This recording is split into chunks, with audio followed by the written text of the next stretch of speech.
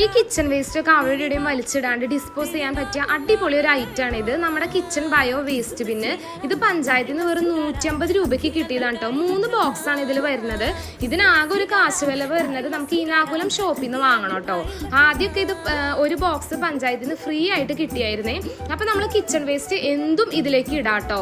ഇട്ട് കഴിഞ്ഞാൽ അതിന്റെ മുകളിൽ കുറച്ച് ഈനാകുലം വെതറി കൊടുക്കണം. 40 ദിവസം കഴിഞ്ഞാൽ അടിപൊളി കിച്ചൺ വേസ്റ്റ് കിട്ടേ.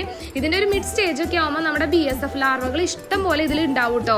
അത് നമുക്ക് വേണമെങ്കിൽ കോഴിക്കോ മീനിനൊക്കെ തീറ്റയായിട്ട് കൊടുക്കാം. അതിനും ആമസോണിൽ നല്ല റേറ്റ് ഉണ്ട്.